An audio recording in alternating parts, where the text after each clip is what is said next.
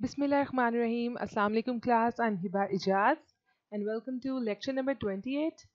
हम लोग अपना चैप्टर नंबर 4 ही कर रहे हैं और बहुत स्लोली कर रहे हैं, हर कॉन्सेप्ट को समझने की कोशिश कर रहे हैं। तो आई होप कि आप लोग फॉलो भी कर रहे हैं क्योंकि हम काफ़ी टाइम इस चैप्टर पे लगा रहे हैं। तो आज हम देखते हैं कि हमने क्या करना है। The topics which we have to cover today are exit statement हम देखेंगे first and then we'll do a program of nested for loop. First we'll understand कि what is nested for loop and then हम उसको practically implement करेंगे. Okay?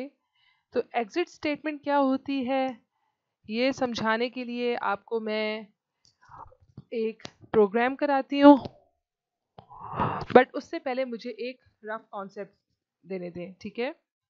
तो हमारे पास एक programme लिखा हुआ है, ओके हमारे पास इसके अंदर स्टेटमेंट्स हैं, मल्टीपल स्टेटमेंट्स हैं हमारे पास, ठीक है। यहाँ से मेन फंक्शन स्टार्ट हो रहा है, इसके अंदर मल्टीपल स्टेटमेंट्स लिखी हुई हैं। इस पॉइंट पे हमारे पास लिखा हुआ है कि एग्जिट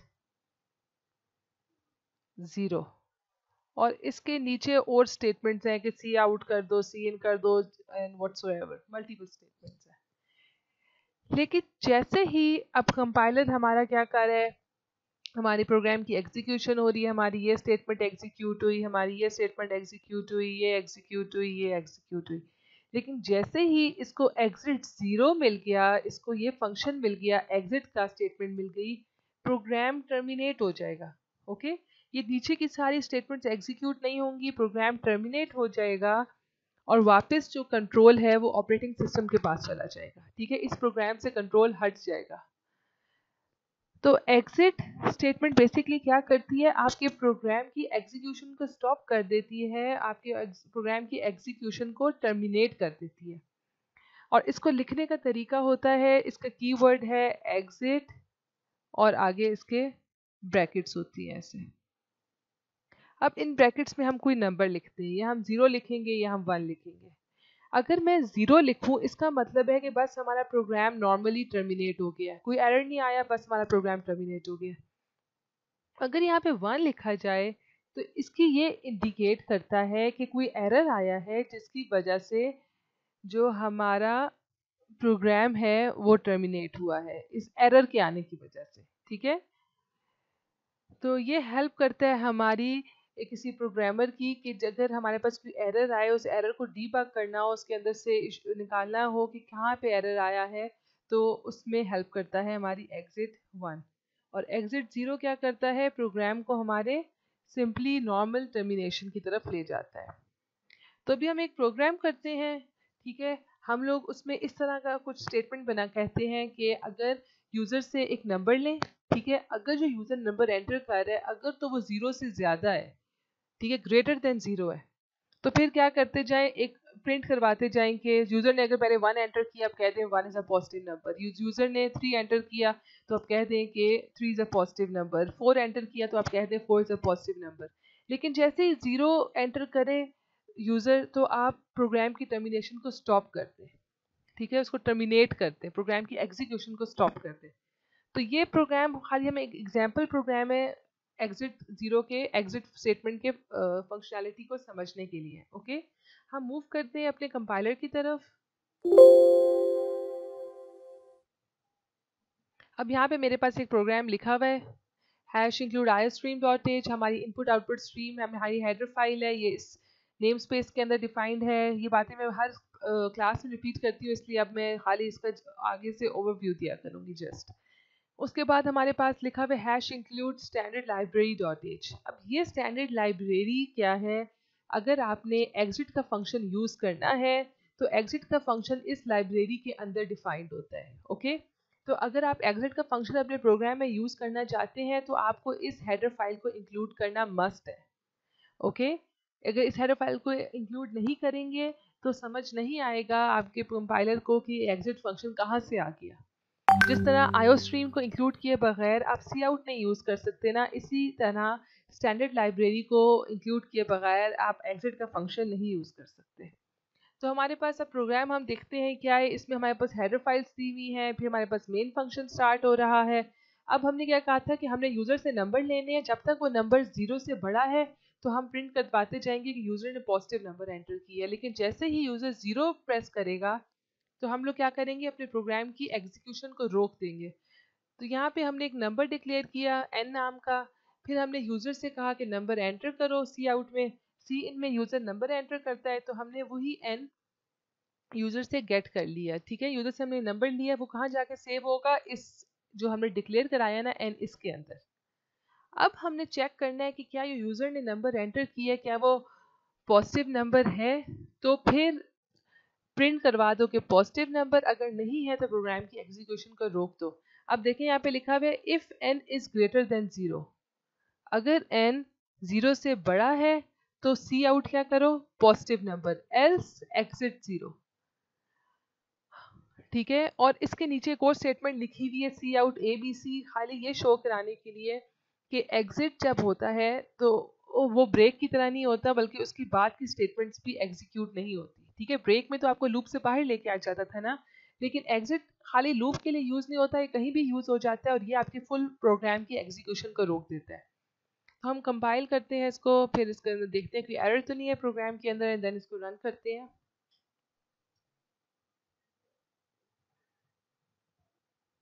ओके, ये हमें कह रहा है एंटर नंबर, ये हमारे पास जो लाइन थी सी आउट लिखा हुआ था, ये हमारे पास स्क्रीन पे आउटपुट शो करते रहे कि सी आउट एंटर अ नंबर, मैंने 6 एंटर कर दिया। ठीक है, अब 6 मैं क्यों एंटर कर सक रही हूँ, क्योंकि इसके बाद लिखा हुआ है सी इन एन, और क्योंकि ये n लिखा हुआ है तो जो हमने ऊपर डिक्लेयर कराया था n, इसके अंदर जाके 6 सेव हो जाएगा।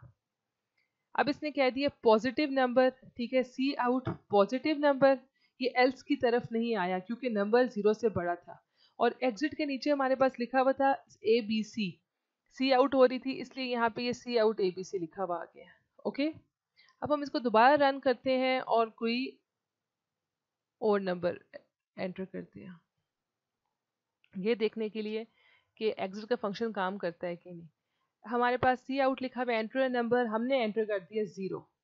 अब मैं जैसे ही एंटर दबाऊंगी तो सी जो 0 है वो जाके n के अंदर सेव हो जाएगा, फिर वो देखेगा क्या ये नंबर 0 से बड़ा है, अगर बड़ा है तो पॉजिटिव नंबर लिखा हुआ आ जाए, अदरवाइज एग्जिट 0 क्लिक हो जाए। ठीक है, और हमारे प्रोग्राम टर्मिनेट हो जाएगा, ये नीचे किसी तरफ आएगा ही नहीं। ठीक है, मैंने 0 एंटर किया और मैं एंटर दबा रही हूँ, ये देखें हमारा प्रोग्राम क्या हो गया, टर्मिनेट हो गया। ओके, अब देखिए यहाँ पे लिखा होता है process exerted after 28.2 seconds with return value 0। Return value 0 क्यों कह रहा है ये, क्योंकि हमने यहाँ पे देखे लिखा हुआ है रिटर्न 0, हमारे मेन फंक्शन को जो ये इंटीजर रिटर्न होना था ना, तो यहाँ पे से 0 रिटर्न हो रहा है।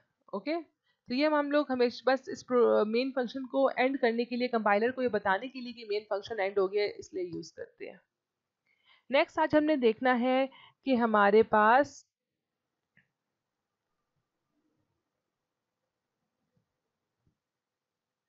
नेस्टेड लूप क्या होती है। हमने फॉर एग्जाम्पल जैसे हमने पढ़ा था नेस्टेड इफ, तो नेस्टेड इफ क्या था, इफ के अंदर हम लोग एक और इफ डाल रहे थे। ठीक है, तो नेस्टेड लूप क्या होती है कि आप एक लूप रन कर रहे हैं, उसके अंदर आप दोबारा कोई लूप डाल दें। ठीक है, लूप विद इन लूप, फिर इसके अंदर इसकी अपनी कोई लॉजिक लग रही हो।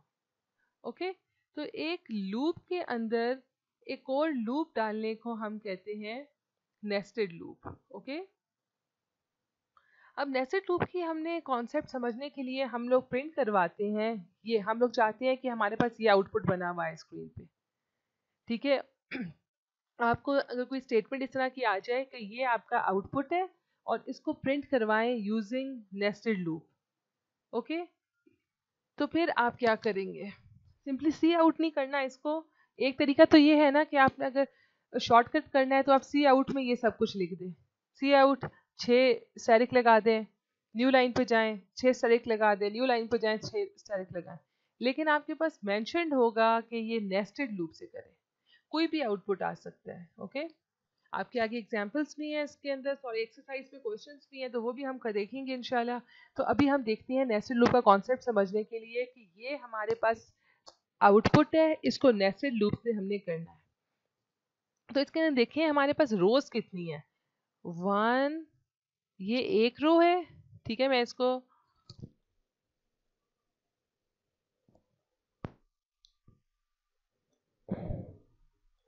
देखिए हमारे पास ये एक रो है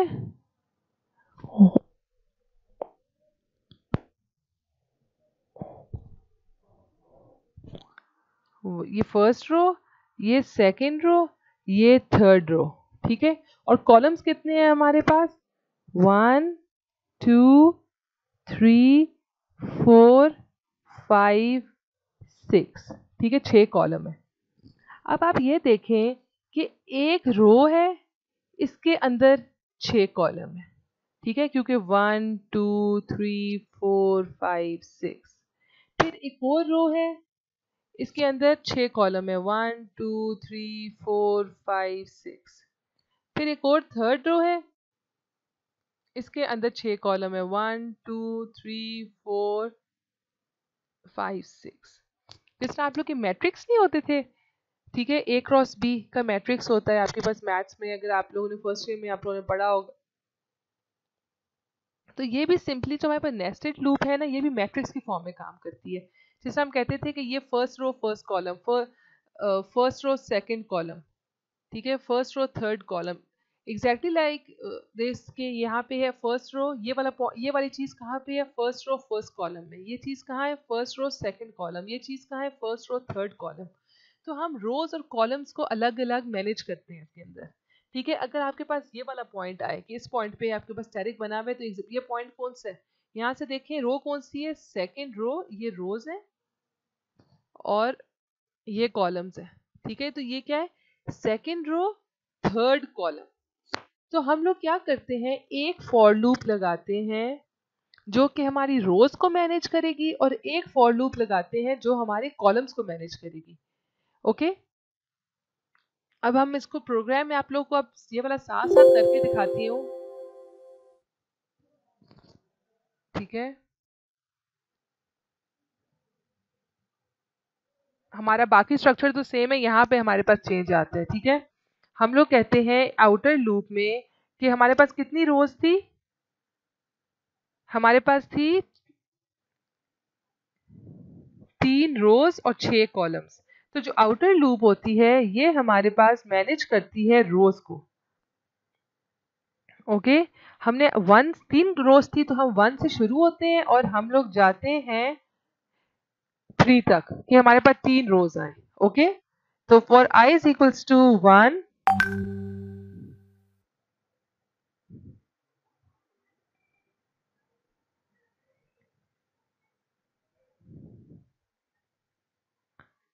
ये हमारे पास बन गई कि ये एक बार चलेगी, दूसरी बार चलेगी, तीसरी बार चलेगी, ये हमारे पास रोज को मैनेज करेगी, ठीक है। नेक्स्ट हमारे पास क्या है?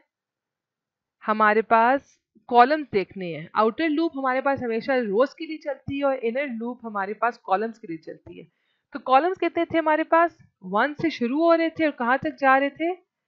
6 तक, लेस देन इक्वल टू 6, या लेस देन का खाली यूज करना है तो हम लोग कह देते हैं लेस देन 7, कि कॉलम जो है 1 से शुरू हो और 6 तक जाए, तो लेस देन इक्वल टू 6। अभी मैं कर रही हूँ कि आप लोगों को कंफ्यूजन ना हो, और j प्लस प्लस, ठीक है। और हर बार जब हमारे पास, अब हम इसको शुरू कर देते हैं और सी आउट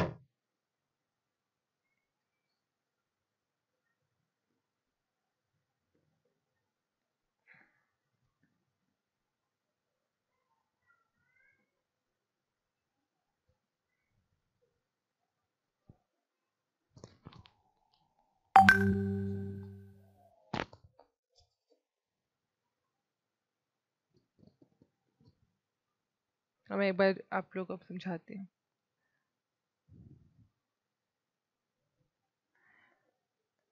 यहाँ पे साथ हम इसको भी खोल लेते हैं कि साइड बाय साइड में आपको समझा सकूं।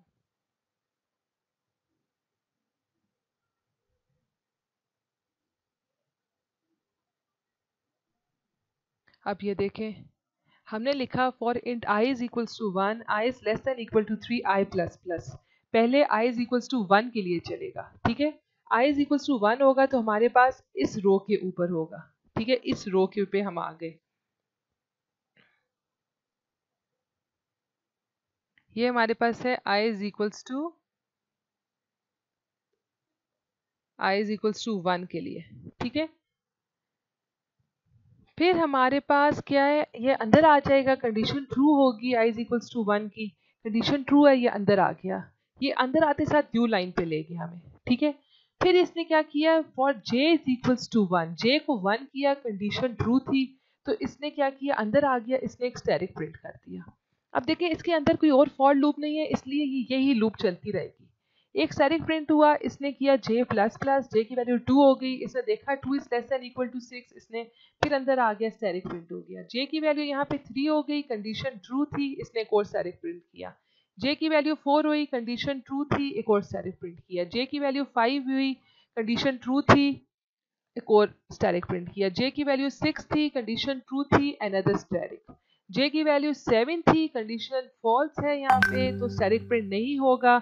ये इस फॉर लूप से निकल जाएगा और यहाँ पर आ जाएगा, वापस अपने जो आउटर फॉर लूप था इसकी तरफ आ गया। पहले आई की वैल्यू हमारे पास 1 थी, अब आई की वैल्यू क्या होगी, 2 हो गई, ठीक है। और कंडीशन यहाँ पे ट्रू है, 2 is less than equal to 3, तो ये अंदर आ गया। अंदर इसने देखा कि एंड एल लिखा हुआ है, मतलब कि न्यू लाइन की तरफ इसने जाना है, ठीक है।